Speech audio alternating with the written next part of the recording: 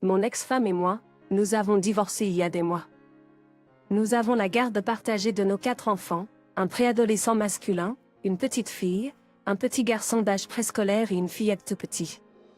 C'est notre premier Noël depuis notre séparation. Nous avions l'habitude de passer les fêtes avec ma famille. Nous avons vérifié l'horaire, et elle est censée avoir les enfants pendant Noël, tous les 4, ce que je trouvais injuste envers ma famille et moi, en particulier ma mère, car elle ne peut pas profiter des fêtes sans ses petits-enfants. J'ai appelé leur mère et je lui ai suggéré de laisser 2 de nos enfants passer Noël avec ma famille pendant qu'elle a les 2 autres. Elle a refusé, mais je lui ai dit que c'était le meilleur compromis. Elle a dit quelque chose à propos de ne pas vouloir que les enfants passent Noël loin les uns des autres, mais je lui ai expliqué à quel point ma famille et moi serions malheureux à Noël si aucun des enfants n'était là. Elle a dit non et que je devais donner la priorité aux sentiments des enfants par rapport aux miens et à ceux de ma famille, mais je lui ai dit que ce compromis était le meilleur que nous puissions trouver. Nous nous sommes disputés et elle a insisté sur le fait qu'elle ne laisserait pas les enfants être séparés à Noël.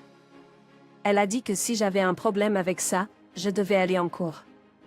Alors je me suis énervée, dans un moment de colère, je lui ai dit que personne ne pouvait me dire quand je pouvais voir mes enfants. Je l'ai traitée de amère et égoïste.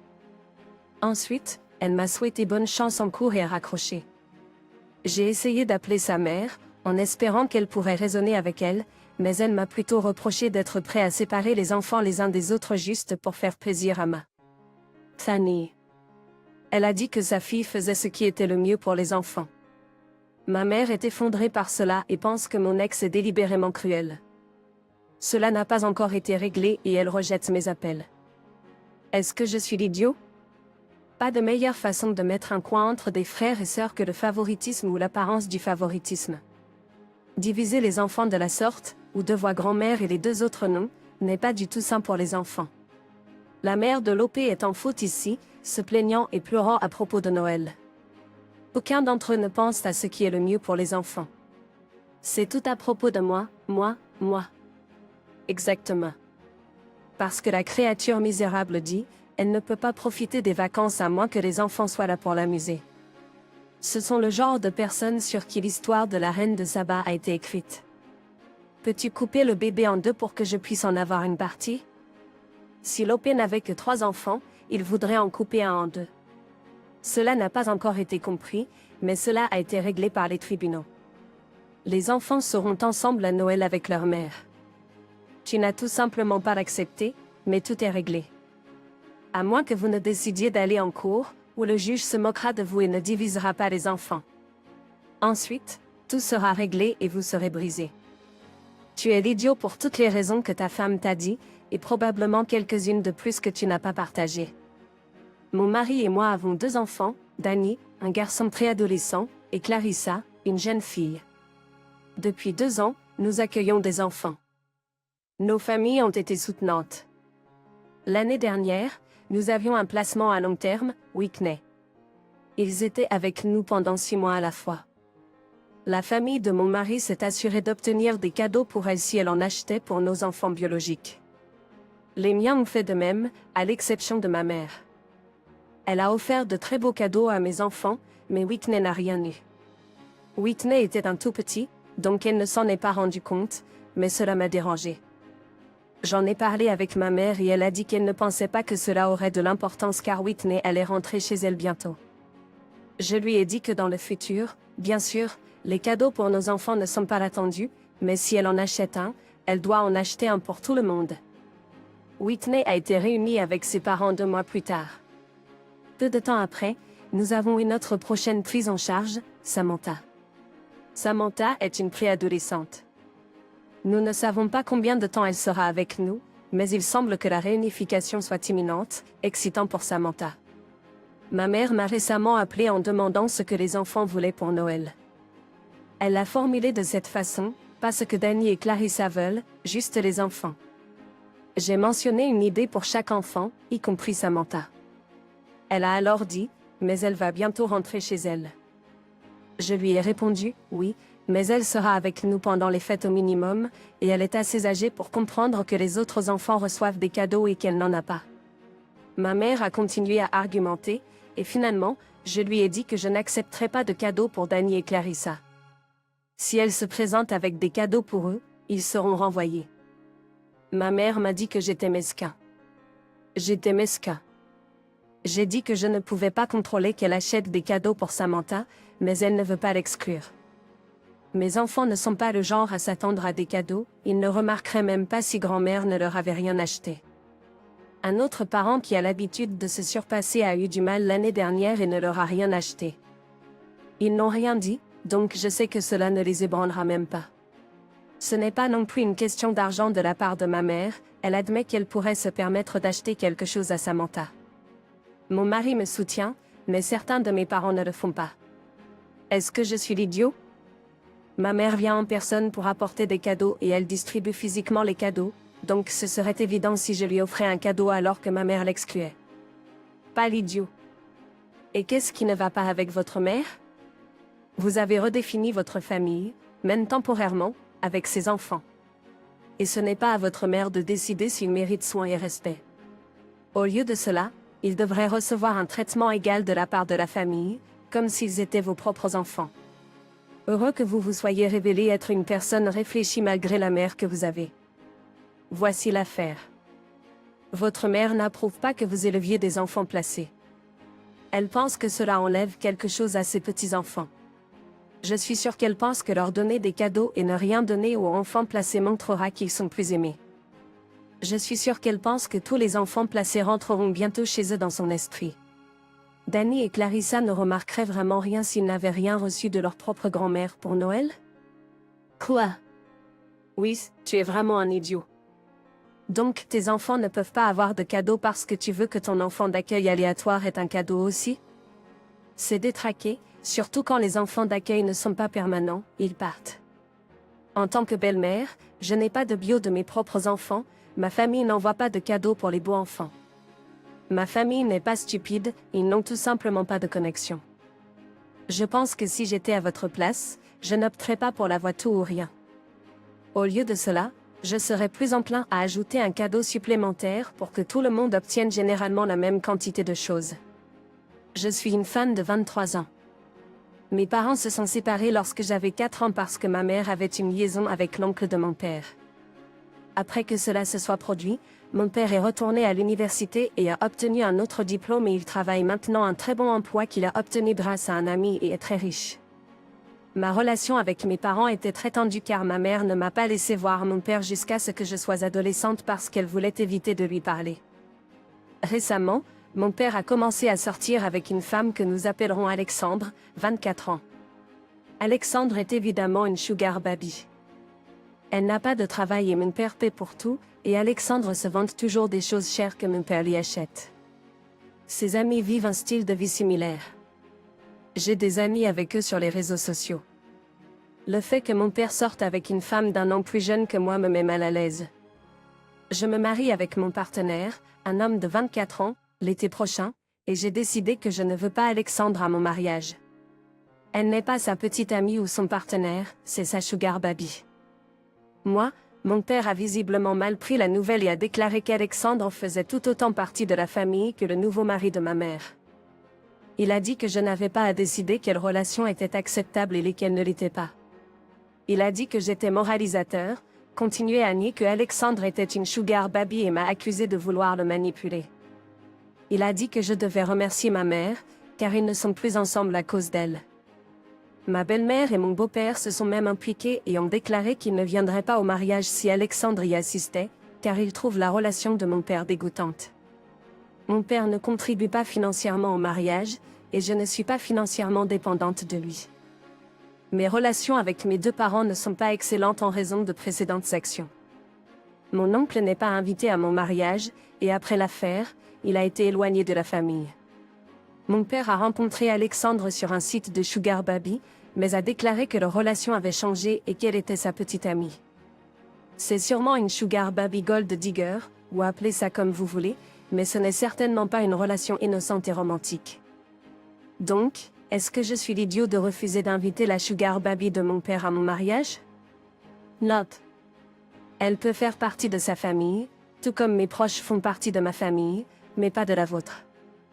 C'est votre mariage, et vous pouvez décider qui est invité et qui ne l'est pas. Pas un idiot, OP. Il n'est pas nécessaire de l'inviter, mais soyez prêts pour des années de drames sucrés si vous voulez rester proche de votre père. J'ai également une sonnette d'alarme qui retentit dans ma tête, car Alexandre souhaite peut-être utiliser votre mariage comme une autre occasion de se vanter. Une chance de prendre des selfies ou de se mettre en mode influenceuse avec ses bijoux coûteux. Votre père peut le nier jusqu'à ce qu'il soit bleu de colère, mais l'écart d'âge le rend douloureusement, évidemment. Si cela n'était pas évident, le fait qu'elle n'ait pas de travail et qu'elle adopte un style influenceuse pour se vanter de ce qu'elle a obtenu de votre père le rend d'autant plus évident. Elle est une petite amie de sucre. De plus, les parents de votre futur mari peuvent voir qu'Alexandre est manifestement en difficulté. Ils sont tellement répulsés par elle qu'ils ne veulent même pas être dans quelque proximité que ce soit avec elle, même si c'est séparé par une foule lors du mariage. Ils ont l'air d'être des gens bien avec une boussole morale très active et fonctionnelle. Je me demande si le père pense que sa petite amie serait toujours avec lui s'il était pauvre ou s'il ne payait pas pour tout. Une fois que les paiements s'arrêtent, elle partira et disparaîtra. Il pourrait simplement être délirant. Bizarre et gênant que le client ne semble pas être conscient qu'il est un client. L'homme a besoin de remettre de l'ordre dans sa vie. Désolé, mais tu es l'idiot d'avoir invité un tricheur, pas quelqu'un en couple qui ne nie à personne. Votre boussole morale a besoin de travail. Cela ressemble à votre père qui peut toujours avoir des problèmes en raison de l'infidélité de sa femme et de son frère. J'ai été trompée, mais si l'autre personne avait été ma sœur, je ne pense pas que je serais la même personne que je suis aujourd'hui. Et votre mère vous a tenu éloigné de lui, même si c'était elle qui était en faute. C'est votre mariage, alors vous pouvez inviter qui vous voulez, mais je ressens de la peine pour le vieil homme. En effet, s'il n'a jamais eu de thérapie pour faire face à ce niveau de trahison, cela pourrait expliquer pourquoi il essaie d'amener une accompagnatrice à votre mariage. Il ne veut pas se présenter seul lorsque votre mère, la femme qui l'a trompé, se présentera avec son mari heureux et marié.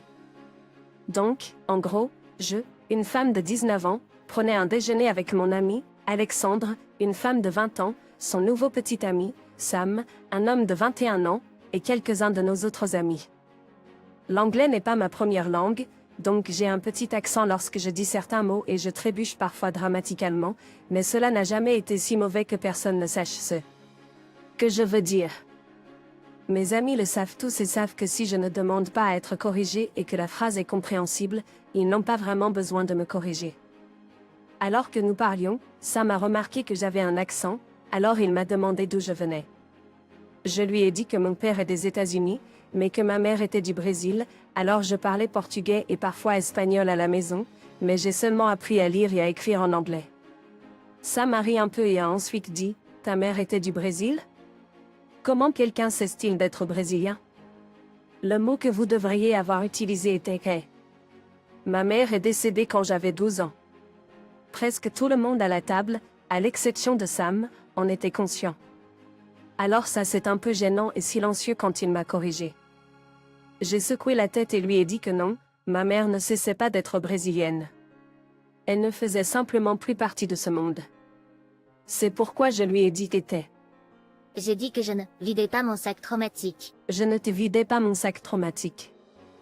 Je disais simplement qu'il avait posé une question, mais elle a dit que je devrais avoir su à quel point cela allait être gênant et devrais juste passer à autre chose sans aborder la question. Le déjeuner a pris fin plus tôt à cause de la tension, et tout le monde me disait que oui, je n'avais pas vraiment besoin de le dire, mais aussi, je répondais simplement à ce qu'il m'avait dit. Alexandre est en colère contre moi, et je ne sais vraiment pas comment Sam se sent à propos de tout ça, car je ne le connais vraiment pas. Je voulais savoir si j'avais commis une erreur et si je devais m'excuser. Pas l'idiot. Ce n'est pas ce que je voulais dire. Ce n'est pas de vider son sac traumatique.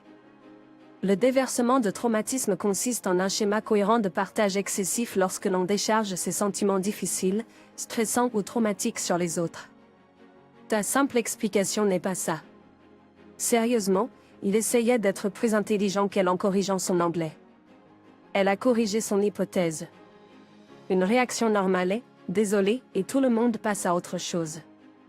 OP, je suis désolé pour votre perte, et je suis désolée que vous ayez une amie qui est plus intéressée par couvrir l'incorrection impardonnable de son petit ami que par vous réconforter.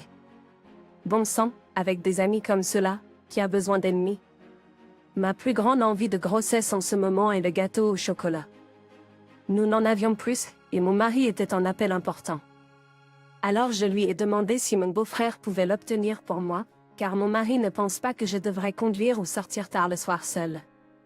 Quand je lui ai demandé, il passait du temps avec sa petite amie. Donc après qu'il soit parti, elle était agacée que je l'ai interrompu.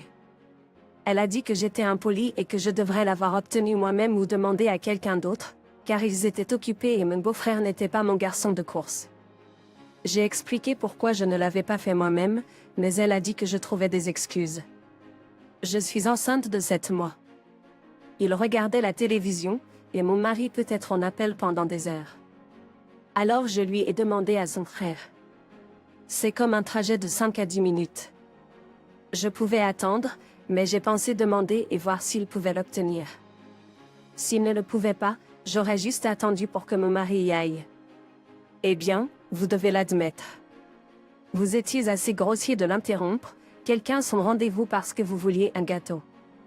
Je crois que vous pouvez télécharger des applications qui livrent de la nourriture au lieu de déranger d'autres personnes. De plus, la grossesse n'est pas un handicap.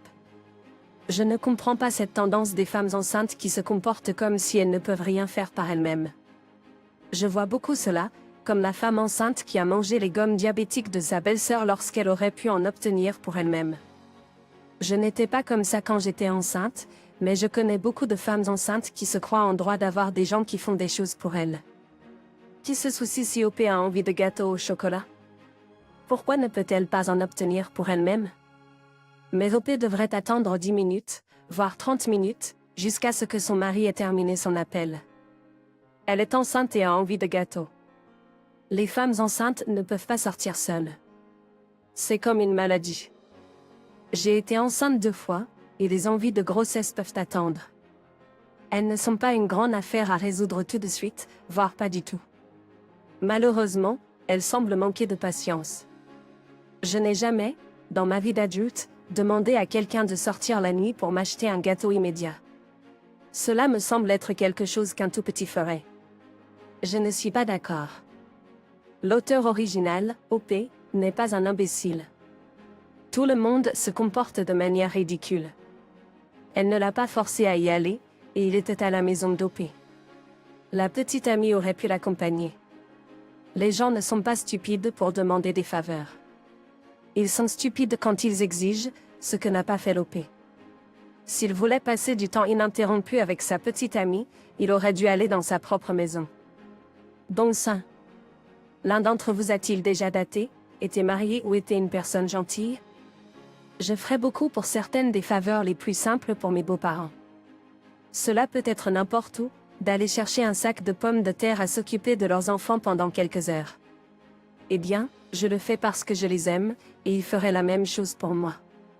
Courir pour acheter un gâteau pour sa belle-sœur enceinte, qui attend son neveu ou sa nièce. Je veux dire, je suis sûre qu'il aurait pu dire non s'il le voulait. Et pourquoi la petite amie ne pouvait-elle pas l'accompagner s'il le voulait? L'auteur original, OP, a littéralement demandé une petite faveur, et il a accepté de la faire. Ces personnes se sentent-elles gênées lorsqu'un membre de leur famille leur demande quelque chose?